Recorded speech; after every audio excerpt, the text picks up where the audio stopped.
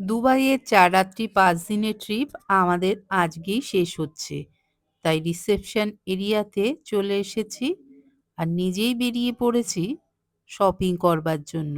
দুবাইয়ের কিছু কারেন্সি এখনো পড়ে আছে, তাই ভাবলাম কিছু জিনিস কিনে নিয়ে যাই পাশের এই শপিং মল থেকে। এখানে 1 দিরহাম থেকে শুরু করে অনেক জিনিস পাওয়া যায়। এই হলো ডে স্টার, আমাদের হোটেলের ঠিক পাশেই।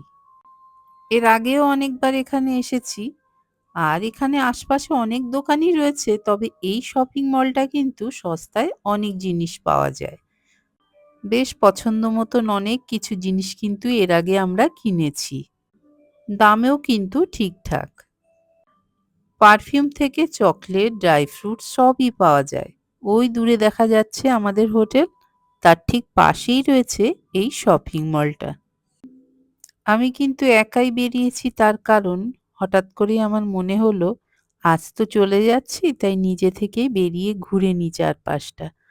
এই যে এখানে অনেক কিছু রাখা রয়েছে আর আশপাশের জায়গাগুলো ঘুরে দেখব একটুখানি নিজের মতন করে। আমার কাছে একটা দুবাইয়ের 1 দিরহাম রয়েছে, এটাকে সাথে নিয়ে যাচ্ছি, কারণ বিভিন্ন দেশের কারেন্সি জোগাড় করতে কিন্তু আমার বেশ ভালোই লাগে। এর আগেও অনেক দেশের কারেন্সি আমি জমিয়েছি, সময় পেলে আপনাদেরকে দেখাবো। চলুন, রাস্তাটা এবার পার হয়ে নিয়েছি। এবার যাচ্ছি হোটেলের ঠিক পেছন দিকটাতে। কারণ বললাম নিজের মতন করে একটু ঘুরে দেখে নেব চারপাশটা কেমন আছে। এই গলি দিয়ে ভেতরে ঢুকে পড়ব আর সামনেই পড়বে এইরকম। সন্ধেবেলায় কিন্তু এই জায়গাটা পুরো জমজমাট থাকে, সুন্দর করে লাইট দিয়ে সাজানো থাকে। আর এখান থেকে অনেকে ক্রুজে করে থাকে, যেগুলো ক্রুজ সাফারি হয় সেগুলো এখানেও হয়ে থাকে। তো হোটেলের সামনে পেছন দিকের দরজা দিয়ে আমি এবার ঢুকে পড়লাম। এখানে এসে দেখলাম আমার হাজবেন্ড বসে রয়েছে। তো এখন আমরা বেরিয়ে পড়ব। কার ড্রাইভারের মেসেজের অপেক্ষায় রইলাম, কখন আসবেন তিনি। এসে পড়েছে আমাদের গাড়ি আর এটা করেই এখন যাচ্ছি দুবাই এয়ারপোর্টের দিকে। কদিন বেশ সুন্দর করে কাটালাম, দেখলাম অনেক কিছুই, খুব ভালো লাগলো। আর সাথে কিছু নিয়ে যাচ্ছি জিনিস, স্মৃতি হিসেবে যে আমরা দুবাই বেড়াতে এসেছি। এখন ঘড়িতে বাজে দুপুর 2টো। আমরা বেরিয়ে পড়ছি এয়ারপোর্টের উদ্দেশ্যে। হাতে বেশ খানিকক্ষণ সময় নিয়েই বেরোলাম, তার কারণ এয়ারপোর্টে কিন্তু আমাদের একটু কাজ রয়েছে। আমরা যে গোল্ড পারচেস করেছি তার যে ভ্যাট আছে সেটাকে কালেক্ট করতে হবে। আজ আমাদের কার ড্রাইভার হলো উত্তরপ্রদেশের একটি ছেলে, খুব ভালো।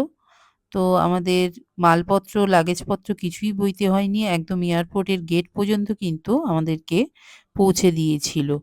যাই হোক, এখন আমরা যাচ্ছি এয়ারপোর্টের দিকে।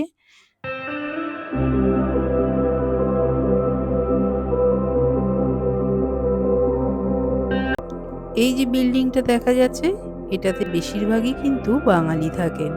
দেওয়ালির সময় নাকি এই পুরো বিল্ডিংটা সুন্দরভাবে সাজানো হয়। শেষবারের মতন দেখে নিচ্ছি দুবাইয়ের রাস্তা, এখানকার বিল্ডিং, লোকজন।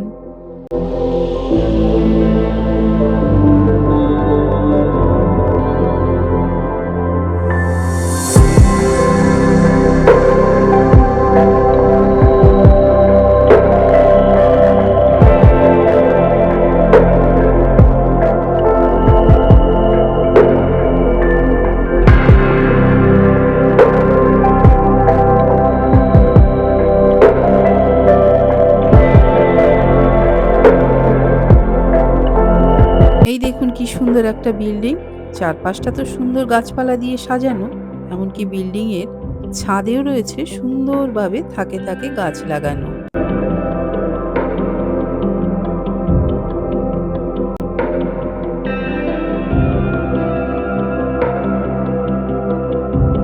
ওই যে দূরে দেখা যাচ্ছে এয়ারপোর্ট, চলে এসেছি।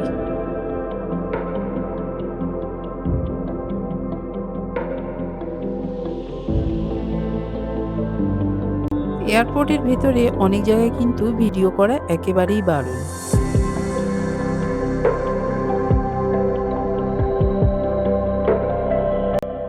আমাদের যে এয়ারপোর্টে কাজ ছিল সেগুলো হয়ে গেছে।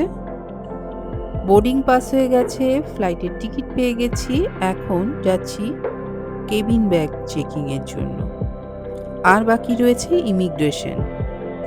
দুবাইতে ইমিগ্রেশনে কিন্তু তেমন করে কিছুই জিজ্ঞাসা করে না। শুধু চোখের চশমাটা আমি খুলেছিলাম আর ক্যামেরার দিকে তাকিয়েছিলাম, আর আমার পাসপোর্টটা দেখা হয়েছিল। কোনো কাগজপত্রই কিন্তু এনারা দেখেন না।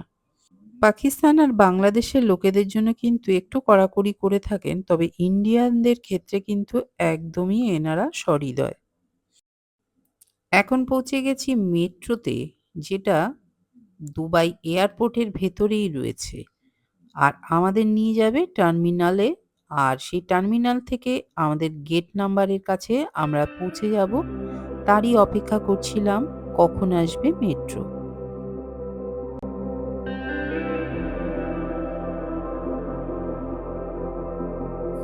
উঠে পড়েছি মেট্রোতে, আর চারপাশটা দেখছিলাম কত সুন্দরভাবে অ্যারেঞ্জ করা রয়েছে। এয়ারপোর্টের ভেতরেও মেট্রো রয়েছে, যেটা কিনা চালকবিহীন।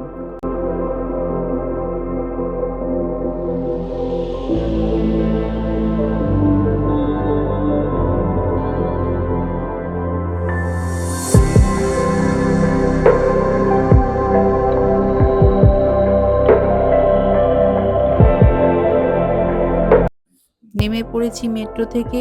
এখন যাচ্ছি আমাদের গেট নাম্বার যেদিকে সেই দিকেই। মেসেজেই চলে এসছে কত নাম্বার গেটে আমাদের ফ্লাইট দাঁড়িয়ে রয়েছে। মেট্রো থেকে নেমে বেশ অনেকটা কিন্তু হাঁটতে হয়েছিল, আর পুরোটাই যেতে হয়েছিল একটা সুন্দর শপিং মলের মধ্যে দিয়ে। এয়ারপোর্টের ভেতরে অনেক কিছু সস্তায় বিক্রি হয় ঠিকই, কিন্তু নিজেকে ঘুরে দেখে তারপরে কিন্তু কিনতে হয়। চলো, চলে এসেছি আমাদের গেট নাম্বার যেদিকে। এখন বসে থাকতে হবে বেশ অনেকক্ষণ। দেখতে দেখতে কদিন যে কিভাবে কেটে গেল বুঝতেই পারলাম না। এখন ফিরে যাচ্ছি মুম্বাইতে, তারপর সেখান থেকে কলকাতায়। ফ্লাইটের টিকিট আর পাসপোর্ট দুটোই হাতে রেখেছিলাম, কারণ গেটে ঢুকতে হলে এগুলো তো দরকারই হয়। তো আমরা যাচ্ছি সেখানেই। উঠে পড়েছি ফ্লাইটের মধ্যে আর বসে পড়েছি জায়গা মতন। দুবাইকে টাটা গুড বাই জানিয়ে আমরা চললাম মুম্বাইয়ের দিকে।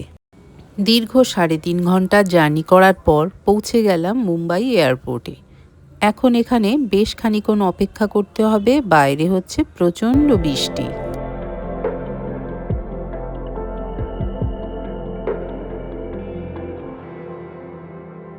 এখান থেকে লাগেজ কালেকশন করে নিয়ে বেশ অনেকক্ষণ সময় কিন্তু আমাদের অপেক্ষা করতে হয়েছিল। মুম্বাই এয়ারপোর্টের মধ্যে কিন্তু সুন্দর একটা মিউজিয়াম রয়েছে, সেটাও ঘুরে ঘুরে দেখছিলাম।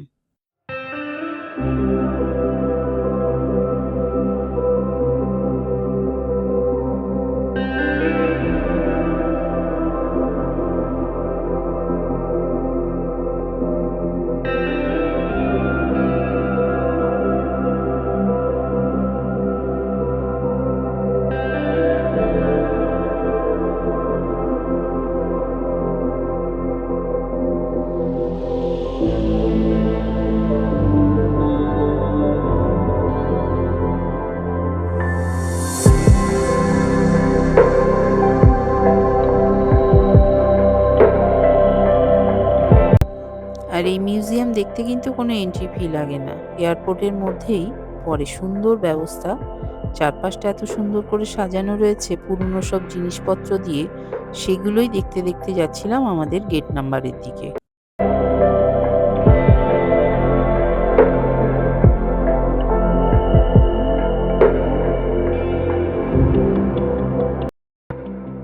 এখন চলে এসেছি আমাদের গেট নাম্বারে, আর এখানেই অনেকক্ষণ কিন্তু অপেক্ষা করতে হয়েছিল।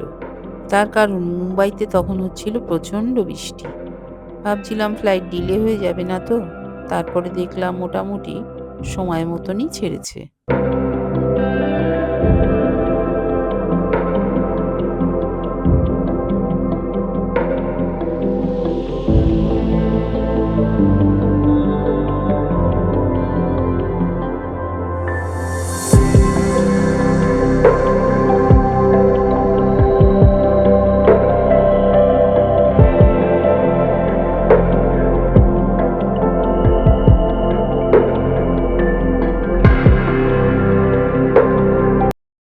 এরপর আমাদের ফ্লাইটের মধ্যে কিছু খাবার দেয়া হয়েছিল।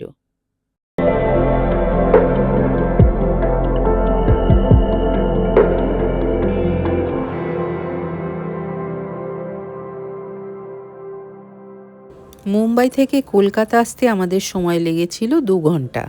ওপর থেকে কলকাতা শহরটা এত সুন্দর লাগছিল।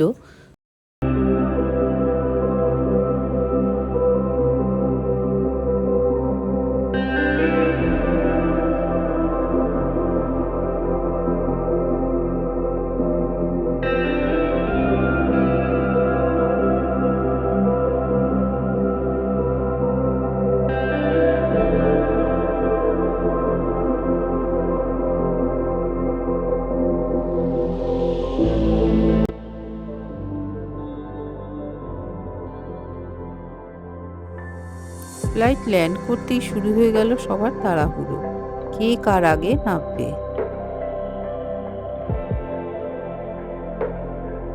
তারপর এয়ার ইন্ডিয়ার বাসে করে আমাদের পৌঁছে দেওয়া হলো মূল টার্মিনালে।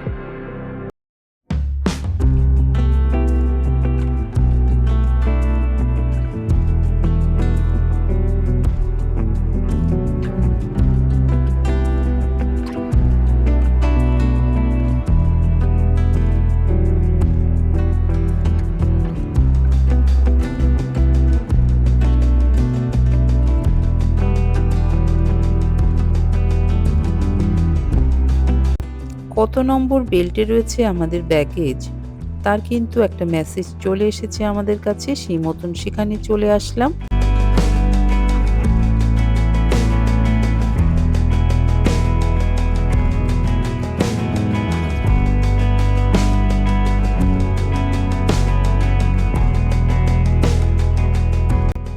এরপর কালেক্ট করে নিয়ে বেরিয়ে পড়লাম গেটের থেকে। ওই দূরে দাঁড়িয়ে রয়েছে আমার ছেলে আর মেয়ে, আমাদের নিতে এসেছে। চ্যানেলের নতুন বন্ধুদের চ্যানেলটি সাবস্ক্রাইব করবার অনুরোধ রইল। সবাই খুব ভালো থাকবেন, সাথে থাকার জন্য অনেক অনেক ধন্যবাদ।